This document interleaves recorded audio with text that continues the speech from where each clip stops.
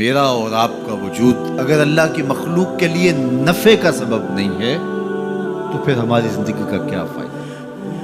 میں اپنے خاندان میں نفع بخش نہیں ہوں، آپ اپنے خاندان میں نفع بخش نہیں ہیں، آپ اس معاشرت کے لیے خیر کا سبب نہیں ہیں، میں اس معاشرت کے لیے خیر کا سبب نہیں ہوں، اس ملک کے لیے، اس قوم کے لیے، انسانیت کے لیے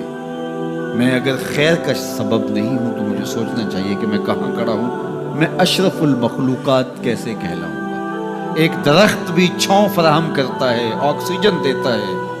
پھل فراہم کرتا ہے، ذوق نظارہ کی تسکین کرتا ہے، اور جب کچھ باقی نہیں رہتا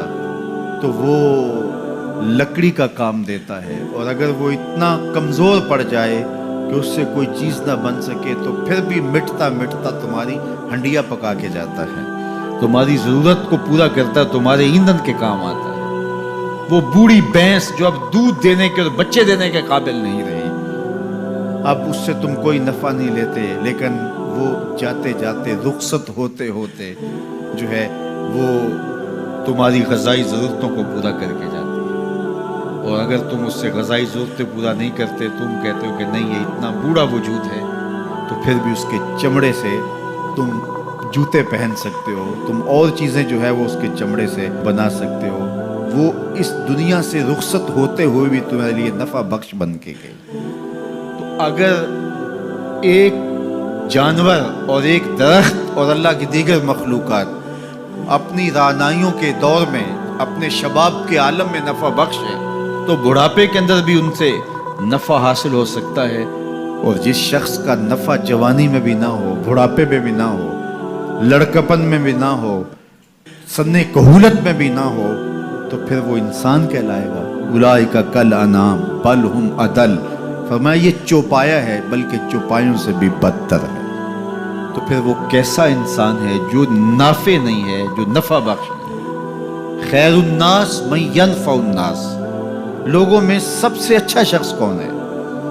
یہ سوال ہوا، سب سے اچھا شخص کون ہے لوگوں میں؟ تو جواب ارشاد فرمایا جو لوگوں کے لیے نفع بخش ہے، جس کا وجود راحت کا سبب ہے، جس کو دیکھ کے دکھ بھول جائیں، جس کو مل کے زندگی اچھی لگنے لگ جائے، جس کی چھاؤں میں بیٹھیں تو آسودگی ہو، زمانے کی کڑی دھوپ سے بچ جائیں، جس کا وجود رحمت بخش ہو، جو لوگوں کی ہدایت کا سبب ہو، جو لوگوں کے لیے خیر کا ذریعہ ہو۔ اللہ کے محبوب علیہ السلام کے ایک فرمان کا مفہوم یہ ہے کہ خیر کی چابی بن جاؤ اور شر کا تالا بن جاؤ۔ یہ زندگی میں اصول اختیار کر لو، خیر کی چابی بنو اور شر کا تالا بنو۔ تم سے خیر کے دروازے کھلے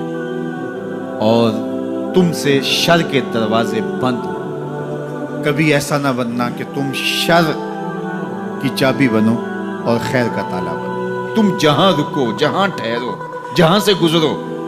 وہاں خیر پھیلتی چلی جائے، تمہاری مہک سے لوگوں کے مشام ہستی معطر ہو،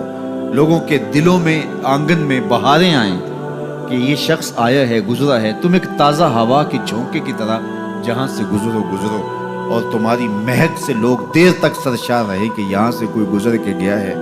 نہ یہ کہ تم جن راہوں سے گزرو وہاں کانٹے بکھیرتے چلے جاؤ، بعد میں وہاں کو چلے تو اس کے پاؤں زخمی ہوں۔ تو فرمایا تم خیر کی چابی بنو اور شر کا تالا بنو، ہمیشہ خیر بانٹو، اچھائی بانٹو، بہتری بانٹو، لوگوں کے لیے صلح اور امن کے ضامن بنو، لوگوں کے لیے محبت کو پھیلانے والے بنو، لڑائی، دینگا مشتی، فساد، شر،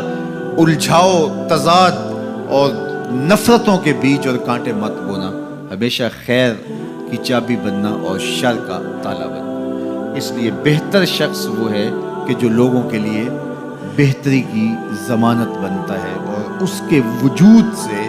لوگ بہتری پاتے ہیں۔ سب سے بڑی انسان کی ضرورت ہدایت ہے۔ سب سے بہتر اور اشرف لوگ انبیاء علیہ السلام ہیں، جن کے وجود سے ہدایت پھوٹی اور لوگ اندھیروں سے، ظلمتوں سے نکل کر ایمان کی روشنیوں میں آئے۔ سب سے بہتر لوگوں کو بانٹنے والا، لوگوں کے لیے نفع بخش وہ شخص ہے جس کا وجود ہدایت بانٹتا ہو، جس کا وجود خیر بانٹتا ہو، پھر لوگوں کے دکھ اور لوگوں کی تکلیفیں مٹانے والا شخص۔ تو ہمیشہ لوگوں کے لیے بہتریوں کا سبب بنو۔